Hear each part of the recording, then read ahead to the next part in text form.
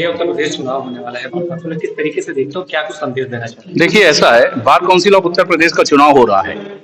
ये चुनाव 8 वर्षों बाद हो रहा है, सुप्रीम कोर्ट के ऑर्डर के बाद से हो रहा है। 8 वर्षों तक जो ये चुनाव नहीं हुआ, 5 वर्ष का कार्यकाल होता है, 3 साल डिले हो गया। जो सिटिंग मेंबर्स थे उनके खिलाफ अधिवक्ताओं में काफी असंतोष है।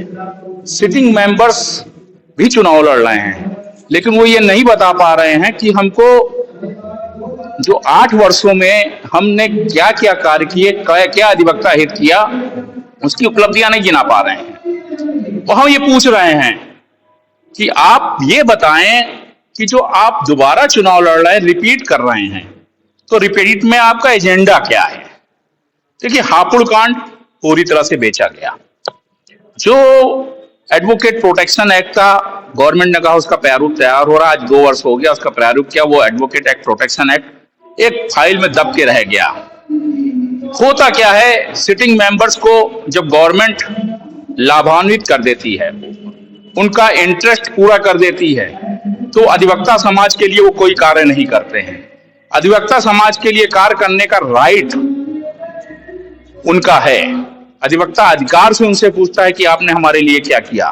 देखिए, वो जो बार काउंसिल ऑफ यूपी है या लोकल बार एसोसिएशंस हैं, वो हमेशा अधिवक्ताओं के इंटरेस्ट ऑफ एडवोकेट्स हैं, ना कि इंटरेस्ट ऑफ गवर्नमेंट्स हैं।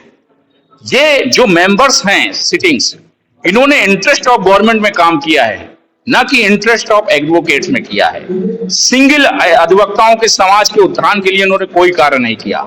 उसके अलावा सोच लीजिए आप लोग कि एक नॉन एडवोकेट्स को हमारे bar council of Uttar Pradesh का चेयरमैन बना के बैठा दिया, जो एडवोकेट नहीं है, प्रैक्टिसिंग एडवोकेट नहीं है। प्रैक्टिसिंग एडवोकेट का मतलब क्या होता है कि वो कम से कम फाइलें लेके दिन भर दौड़ता है, अपने मुकदमों को डिस्पोजल करता है, ऑन मेरिट आर्गुमेंट्स करता है और सुबह 10 से 5 बजे तक कोर्ट में रहता है। यदि कोई एडवोकेट्स का दूसरा धंधा है, जैसे किसी का पेट्रोल पंप है, किसी का फैक्ट्री है, किसी का प्लॉटिंग का कार्य है, तो उसे एडवोकेट की डिफिनीशन में वो नहीं आता है। आप देखें हापुड़ हो गया, आप देखें कानपुर हो गया, कोई भी कार्य ऐसा bar council of Uttar Pradesh के मेंबर्स ने नहीं किया जिससे ये संदेश जा सके कि ये बॉडी वेलफेयर ऑफ एडवोकेट्स है। हाँ, ये जरूर गया कि ये बॉडी वेलफेयर ऑफ गवर्नमेंट है, चाहे सेंट्रल गवर्नमेंट की हो और चाहे स्टेट गवर्नमेंट हो। मेरे एजेंडे हैं। अगर मैं चुनाव जीतता हूं, जैसा कि आप देख रहे हैं कि मेरे पीछे एक जन समूह है। मैं जब मंत्री दोबारा सेंट्रल बार का बना और पहले भी बना, तो जन समूह इसी तरह से अधिवक्ता समाज का मेरे साथ था और मुझे बड़ा अपार स्नेह और प्रेम मिला। मैं शुद्ध रूप से वकालत करता हूं, मेरी 28 साल की वकालत है। मैं 2 बार सेंट्रल बार एसोसिएशन का महासचिव रहा हूं, मेरे पिता 2 बार अध्यक्ष रहे हैं। मेरा कोई राजनीतिक पृष्ठभूमि नहीं है, मैं किसी पार्टी से जुड़ा हुआ नहीं हूं। मैं लेकिन अधिवक्ताओं के लिए काम करना चाहता हूं, अधिवक्ताओं के उत्थान के लिए काम करना चाहता हूं, उसके परिवार के लिए काम करना चाहता हूं। इसी एजेंडे के साथ मैं उतरा हूं। नए बच्चे जो वकालत में आ रहे हैं, उनको कुछ दिया जाए कि वो अपना, जैसे डॉक्टर्स को एक स्टाइपेंड दिया जाता है, एडवोकेट्स को एटलीस्ट 3 ईयर्स तक स्टाइपेंड दिया जाए, जिसमें वो अपने आप को स्टेब्लिश कर सके, उसे वकालत का पेशा अच्छा लग सके। कैशलेस इलाज की बात होती है, आयुष्मान योजना से जोड़ने की बात होती है। समाज का हर तबका जुड़ चुका है आयुष्मान योजना से, लेकिन क्या क्वेश्चन है कि एडवोकेट्स को क्यों नहीं जोड़ा गया आज तक? It means bar council of UP ने ऐसा कोई कार्य नहीं किया जिससे हमारा अधिवक्ता समाज लाभान्वित हो सके और वो 5 लाख तक प्रधानमंत्री आयुष्मान योजना के तहत अपना स्वास्थ्य इलाज करा सके। तो आप देखिए कितनी नाइंसाफी अधिवक्ता समाज के साथ हो रही है। आप एक एजेंडा तो बताइए कि किस एजेंडे पे सिटिंग मेंबर्स दोबारा चुनाव लड़ रहे हैं। 85% वोटिंग हो रही है। 2 चरण पूरे हो चुके हैं। पहला चरण कंक्लूड हुआ, सेकंड चरण कंक्लूड हुआ। 85% voting bar council of Uttar Pradesh के इतिहास में पहली बार हो रही है।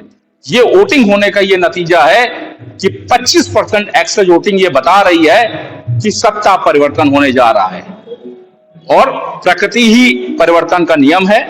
सत्ता परिवर्तित होने जा रही है, गंभीर रूप से होने जा रही है और एक बहुत गंभीर बदलाव आएगा bar council of Uttar Pradesh में। जल्द ही आप लोग देखेंगे सिटिंग मेंबर्स इतने परेशान हैं, उनको जवाब देते नहीं बनना है। हमारे भाई पूछ रहे हैं और हम भी पूछ रहे हैं, मेरे नए प्रत्याशी भी पूछ रहे हैं, बताइए तो एक उपलब्धि। मेरे एजेंडे हैं, स्टाइपेंड पे काम करूंगा, वृद्धावस्था पेंशन पे काम करूंगा, भ्रष्ट जुडिशियल अफसर एडमिनिस्ट्रेटिव ऑफिसर के खिलाफ काम करूंगा और अपने अधिवक्ता समाज का मान सम्मान और गौरव बढ़ाऊंगा। इन्हीं शब्दों के साथ मैं आपको धन्यवाद देता हूं। काफी सालों से फाइल दबी हुई है जो एडवोकेट अमेंडमेंट बिल है जो उसको पास कराने के लिए, उसके लिए क्या जोर देंगे? और जिस तरीके से वीडियो आप देख रहे हैं कि किस तरीके से अत्याचार किया जा रहा है अधिवक्ताओं के ऊपर, लेकिन कोई भी सिटिंग मेंबर इस पर बोलता नहीं है, नहीं कोई इस पर प्रतिक्रिया देता है, नहीं कोई ऐसी कार्रवाई होती है कि दोबारा ऐसा न किया जाए। देखिए, ये प्रारूप तैयार हुआ 2 साल हो गए, क्या है क्या नहीं है किसी को नहीं मालूम है, लेकिन नई बॉडी जो कॉन्स्टिट्यूट होगी उसमें सबसे पहला एजेंडा ये होगा जिस पे हम लोग जोर देंगे और मजबूती से अपनी बात रखेंगे और इस बिल को पास कराने में पूरी तरह से गवर्नमेंट में अपना दबाव बनाएंगे। ठीक है।